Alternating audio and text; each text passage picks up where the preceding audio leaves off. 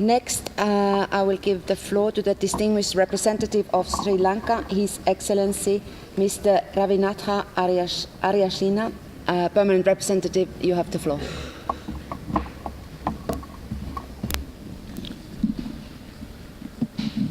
Distinguished Madam Co-Chair, at the outset, let me congratulate you on your appointment together as co-chairs of the Preparatory Committee of the Third World Conference on Disaster Risk Reduction. I wish to congratulate Special Representative Margaret Wallstrom and her office for her considerable work done in preparation of this meeting. Sri Lanka has successfully launched its disaster risk management program.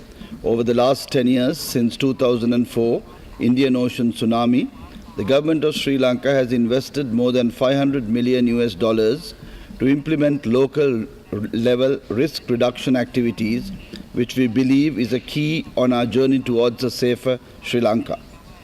As in many parts of the world, Sri Lanka is also experiencing natural disasters with increased frequency and severity, and the government has taken a number of initiatives to promote and strengthen disaster risk reduction in the country in line with the HFA. We have started a program to ensure the safety of existing education and health facilities and completed vulnerability assessments in districts highly prone to tsunami. We have been able to incorporate disaster risk reduction in school curricula and develop a series of supplementary reading materials on reducing the risk of different hazards, first aid, etc. We are also in the process of integrating disaster-resistant construction in the civil engineering curricula of the technical colleges and the universities. The Ministry of Disaster Management conducted initial awareness raising on city resilience for officials of all municipal councils and urban councils in Sri Lanka, and a program was recently conducted for the newly elected mayors and chairpersons of the urban councils on city resilience in order to get their commitment to reduce disaster risks in their cities. As the next step, they will be engaging in a comprehensive city resilience program.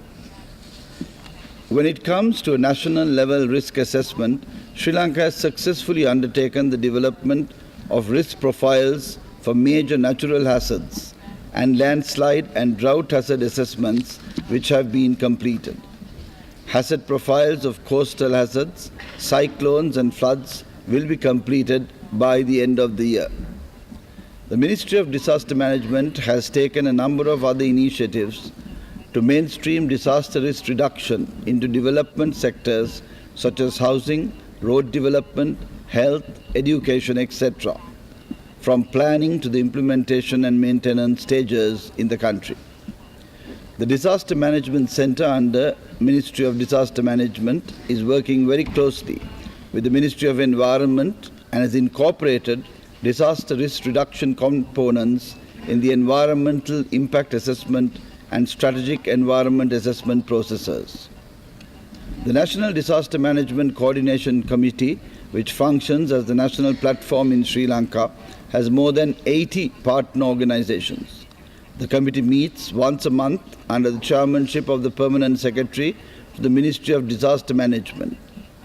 This has been a very successful and useful exercise, particularly in the emergency management phase, as all partner agencies come together to support the affected and assistance is channeled through the Disaster Management Center. These are only some of the key risk reduction initiatives by Sri Lanka.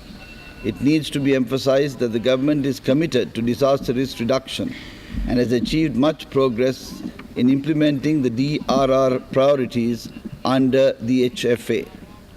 Sri Lanka has contributed to the HFA-2 Asia-Pacific document on learning from HFA-1, integrating sustainable development, disaster risk reduction and climate change, prioritizing risk prevention and risk reduction, partnership with the private sector, promoting local level action, strengthening resilience to disasters, ensure local inclusion, strengthening the role of women and enhancing risk governance and accountability based on the national priorities.